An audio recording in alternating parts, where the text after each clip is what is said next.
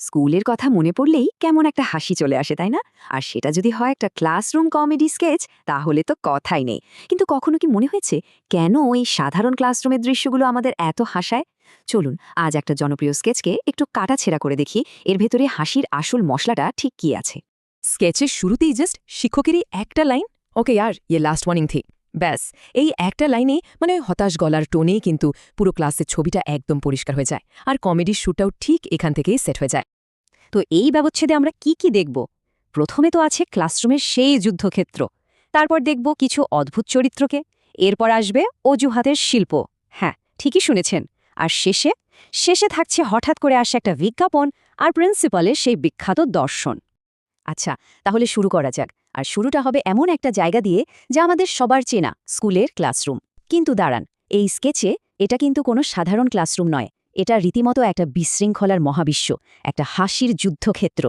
স্কেচটা শুরু হতেই নির্মাতারা কিন্তু এক মুহূর্ত সময় নষ্ট করেন না। শিক্ষকের হুমকি, একটা অদ্ভুত রোল কল, সবকিছু মিলিয়ে এমন একটা গণ্ডগোলের পরিস্থিতি তৈরি হয় যে নিজের স্কুলের সেই দিনগুলোর কথা মনে পড়বেই পড়বে। আর কমেডির আসল মজাটাই তো এখানে। ভাবুন তো, ক্লাসের রোল নম্বর ১০০, আর সেই ছাত্রটা পেছনের বেঞ্চে ঘুমাচ্ছে। মানে এটা তো আর বাস্তব না, তাই না? আর এখানেই নির্মাতাদের কামাল। এই যে বাড়াবাড়িটা, এটাই যেন বলে দেয়, আরে ভাই, এখানে লজিক খুঁজতে এসো না, শুধু মজা নাও। যে কোনো ভালো কমেডির আসল শক্তি কিন্তু তার চরিত্রগুলো, আর এই স্কেচের চরিত্ররা এরা তো এক একটা পিস। এদের এই যে এক্স্যাজারেটেড মানে অতিরঞ্জিত আচরণ, এটাই কিন্তু হাসির আসল কারণ। এই তুলনাটা একবার দেখুন, কি দারুণ! একদিকে শান্তনু যে ১৯৮ পেয়েও এমনভাবে কাঁদছে যেন সব শেষ, আর অন্যদিকে আমাদের ব্যাকবেঞ্চার হিরোরা যারা ২৫ পেয়েই পার্টি করার প্ল্যান করছে। এই যে দুটো একদম উল্টো মানসিকতা, এদের ধাক্কাতেই তো আসল কমেডিটা তৈরি হয়। আর ব্যাকবেঞ্চারদের এই ডায়লগটা, এটা তো একদম সোনায় বাঁধানোর মতো। আরে 98 নম্বরের জন্য কাজ ছিল, আমাদের দুজনের মিলিয়েও তো পুরো বছরে এত আসে না। মানে টপারের ট্র্যাজেডি যে ওদের কাছে কি লেভেলের কমেডি, সেটা এই একটা লাইনেই একদম পরিষ্কার। আর সত্যি বলতে আমরাও কিন্তু মনে মনে ওদের দলেই যোগ দিই, তাই না? আচ্ছা, স্কুল জীবন মানি তো হোমওয়ার্ক না করার হাজারটা অজুহাত, তাই না? কিন্তু এই স্কেচে অজুহাত দেওয়াটা কোনো সাধারণ ব্যাপার নয়।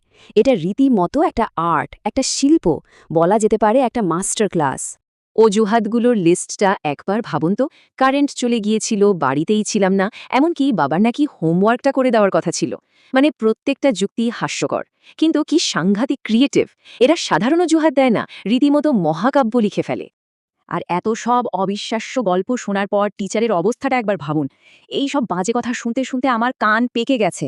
এই যে হাল ছেড়ে দেওয়া, এখানেই তো আসল পাঞ্চলাইনটা।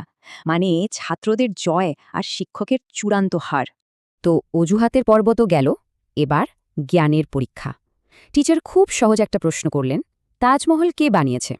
প্রশ্নটা সহজ ছিল, কিন্তু উত্তরটা মোটেও সহজ ছিল না। আর সেটা পুরো সিনটাকেই একটা নতুন দিকে ঘুরিয়ে দিল। উত্তরটা ছিল, তাজমহল তো ঠিকাদার বানিয়েছে। ভাবা যায়, কি স্মার্ট, আবার একই সাথে কি বেয়ারা একটা উত্তর। টেকনিক্যালি তো একদম ঠিক, তাই না? কিন্তু আসল বিষয়ের ধারে কাছেও নেই। আর এটাই হলো ব্যাকবেঞ্চারদের ফিলসফি। নিয়ম ভাঙব, কিন্তু যুক্তি দিয়েই ভাঙব। কমেডি যখন একদম জমে উঠেছে, ঠিক তখনই গল্পে একটা টুইস্ট। এখনকার অনলাইন কন্টেন্টে ইন্টিগ্রেটেড বিজ্ঞাপন তো আমরা প্রায়ই দেখি, তাই না? কিন্তু এই স্কেচ ব্যাপারটাকে একদম অন্য লেভেলে নিয়ে গেছে। মানে কথা হচ্ছিল তাজমহল নিয়ে, আর কোত্থেকে হঠাৎ করে চলে এলো একটা ভিডিও গেমের অ্যাড। এই যে আচমকা একটা পরিবর্তন, এটা এতটাই অদ্ভুত যে যে কেউ চমকে যাবে। আর সবচেয়ে মজার ব্যাপার হলো, ছাত্ররা এমন সিরিয়াস মুখে গেমের ফিচারগুলো বলা শুরু করে, মাল্টিপ্লেয়ার ট্যাঙ্ক ব্যাটল, বিভিন্ন ম্যাপ, বন্ধুদের সাথে খেলা যায়, মনে হবে যেন ক্লাসরুমে কোনো কর্পোরেট প্রেজেন্টেশন চলছে। এই যে ক্লাসের মধ্যে বেমানান একটা বিজ্ঞাপন, এটাই কিন্তু হাসির আসল কারণ। সত্যি বলতে দারুণ একটা স্মার্ট মুভ। এবার আসা যাক স্কেচের গ্র্যান্ড ফিনালিতে। ছাত্ররা সোজা প্রিন্সিপালের ঘরে, মানে একদম সর্বোচ্চ বিচারকের সামনে। কি মনে হচ্ছে, এবার তো কড়া শাস্তি হবেই? না, এখানেই অপেক্ষা করছে আসল টুইস্ট। অভিযোগটাও কিন্তু বেশ সিরিয়াস। একজন ছাত্র আরেকজনকে নাকি প্রেমপত্র দিতে গিয়ে ধরা পড়েছে। বিচার হচ্ছে প্রিন্সিপালের ঘরে। পরিবেশ একদম থমথমে।